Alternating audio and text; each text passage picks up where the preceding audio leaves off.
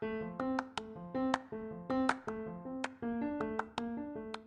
is the Becker's Healthcare Podcast, created by the team at Becker's Healthcare, a multimedia company devoted to the people who power U.S. healthcare. 4 new 15-minute episodes are released daily, containing industry news, analysis, and thought leadership from powerful healthcare decision makers. Support our show by leaving it a 5-star rating and review on Apple Podcasts or other platforms you use. It's a chance to tell us what you like about the show and act on your feedback. Thanks for listening. Now here's the episode.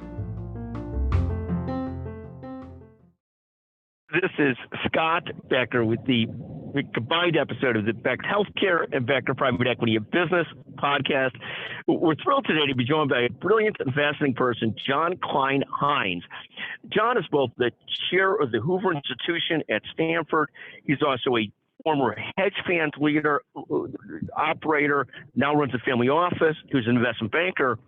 We're going to talk today a little bit about his background, what he does, and also the book that he's authored called The Siberia Job, which he's going to tell us about, which deals with sort of oligarchs and wealth creation and wealth theft in Russia and a lot more. John, can you take a moment to first introduce yourself and tell the audience about you, and then maybe take a moment on the book itself too? Sure. And Scott, thanks for having me. I really appreciate it. So I was a former investment banker in my early part of my career, and I got into the hedge fund business in 1993. And one of the first, we were doing emerging markets, and one of the first big investments my partner and I made was in Russia during the voucher auctions that took place in 1994. And it was an exciting time.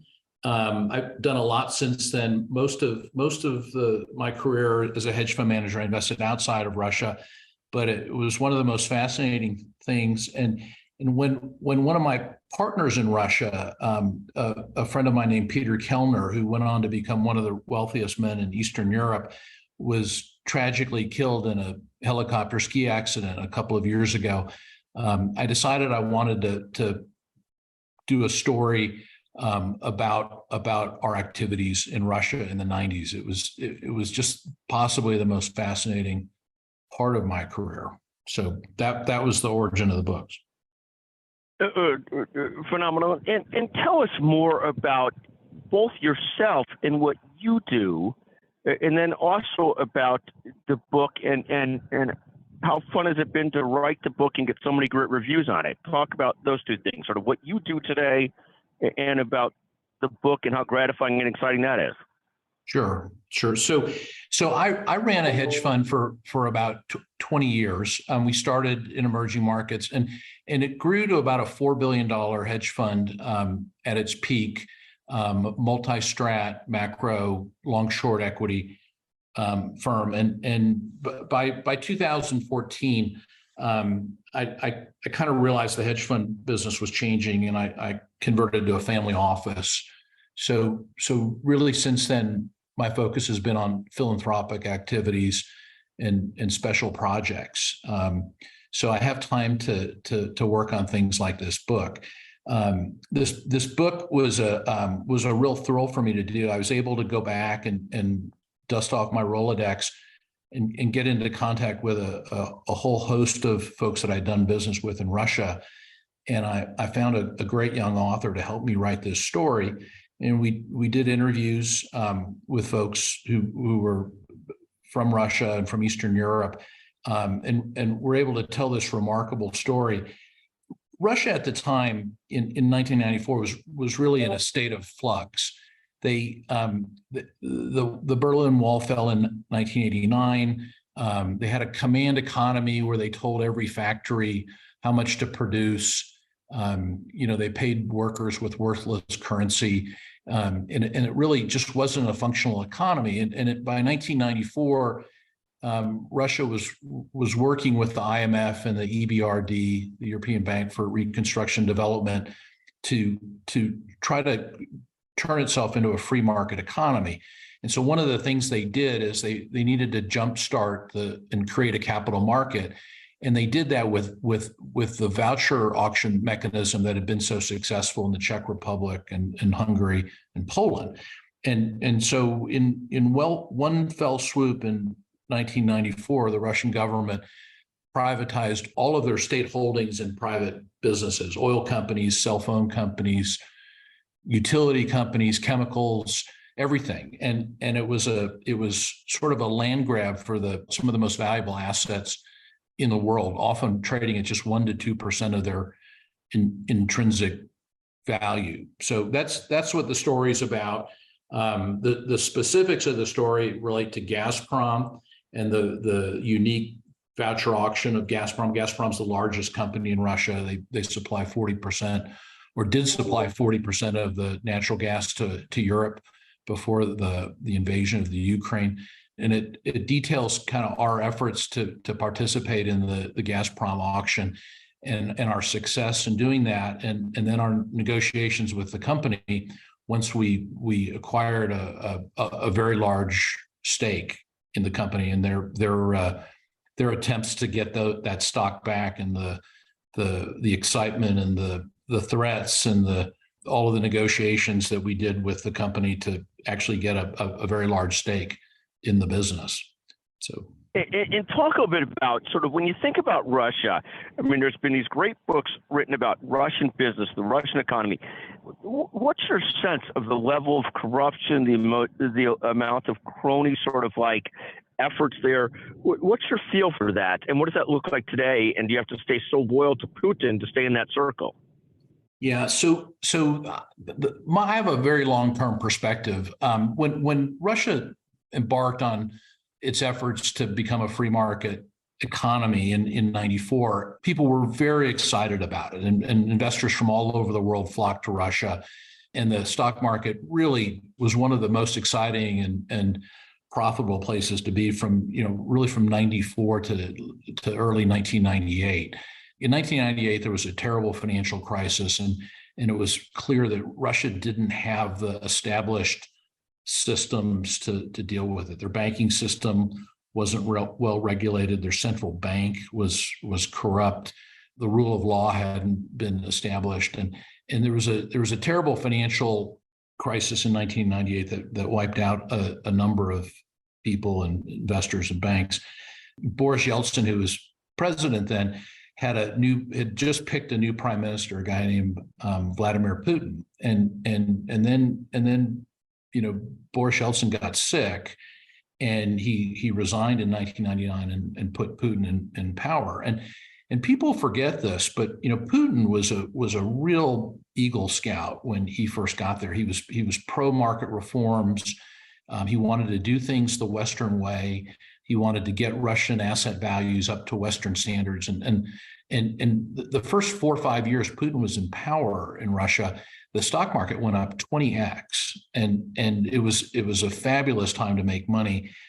What happened is sometime around 2003, 2004, Putin became anti-Western and really started to look back to kind of old Soviet ways, and the KGB and the security apparatus began to infiltrate the business community, and government started to exercise more control, and things really started to go bad. And that might have been because of NATO enlargement. It might have been because oil prices went up so much that Russia had a good balance sheet, and Putin didn't think he had to play by Western rules. But for whatever reason, the Russian market began to become uninvestable to Western investors, and the rules changed and made it very, very difficult for Western investors to operate in the market. And really by the great financial crisis in 2008, 2009, Russia became almost uninvestable.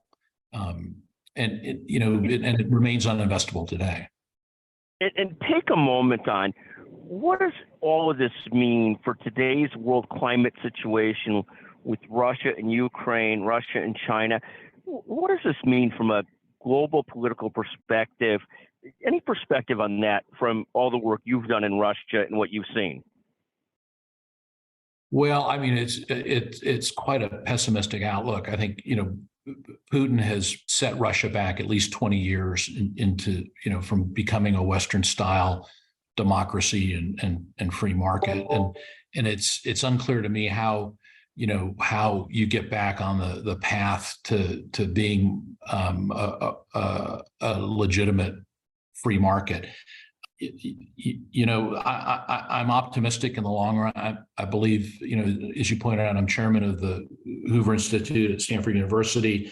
I firmly believe that free markets and democracy are inevitable everywhere, but that's quite a stretch to see how we get there in Russia. I'm hopeful that we've seen the beginning and the end of Putin's rule there, and that what comes out of that will be a greater appreciation of the strong institutions and rule of law and all the things that make the economies of Western Europe and the U.S. so dynamic and competitive. But right now, I can't paint a clear picture to that optimistic view. I know it's out there, but I don't see it. No, thank you so much. And then anything else? Where do people find the book, The Siberia Job? Where do people find more about this and about you? So you can go on the internet. There we've done a number of interviews. The Siberia Job, it's a fabulous page turner. My co-author was able to take all of these real life events and put it together into a super exciting story. It's about a 3.5-4 hour read. Most people read the book in one sitting. It's gotten great reviews on Amazon and Goodreads. You can find it in all your big box bookstores. Hudson News has it, Walmart, Sam's Club, Barnes and Noble. It's on the internet. It's selling really well according to our publisher. I worked real closely with my good friend Bill Browder. Bill and I were very active together in Russia in the mid-90s. Bill gave me some great advice how to make this a super readable book. So I encourage all your listeners to buy a copy and enjoy it. Phenomenal. And authorship versus running a family office, which is harder? Well, one of the reasons the book reads so well is because I didn't actually write it. I'm the co-author, and it's my story, and I help the author do all the research. But I had an incredibly young and a talented young author helping me with it, Josh Galertner. And it was a fun process. I used a different part of my brain than I do running a family office. I got to meet and reconnect with some of my great old friends from 25 years ago, and it really it gave me a lot of great perspective on what's going on over there in Russia. We were doing all this research before Russia invaded the Ukraine, and all my friends from Russia were saying it was going to happen. I mean, it was very, very clear that everybody in Russia knew this Ukrainian invasion was going to happen. The outcome certainly isn't what people expected, but everybody knew what Putin had in mind, and it put me in a great position to invest and be positioned well when that crisis occurred. So I wouldn't encourage your viewers to try to write books. It's not a good business. Nobody makes any money in the publishing business, but it sure is fun. And if you have a great story to tell, you should do it. Which is phenomenal. I mean, other than James Patterson seems to do okay, but the rest of us, it's a struggle. John, I want to thank you for joining us today on the Becker's Healthcare, the Becker Private Equity Podcast. What a fascinating perspective you have from this experience in Russia and so forth, and just fascinating. I won't ask you predictions on what happens with Ukraine, Russia. It's like too insane to guesstimate. But thank you so much for joining us today. What a pleasure to visit with you. Yeah, Scott, my pleasure. It's so important for leaders at the top of organizations to keep learning, stay sharp, grow their networks. To help our audience better do this in a more simplified, personalized, and meaningful way, Becker's Healthcare has launched My BHC. It's your trusted Becker's Healthcare experience and more, with content, connections, events, and learning opportunities. Join the community free of charge at www.my.beckershospitalreview.com, and we'll see you there.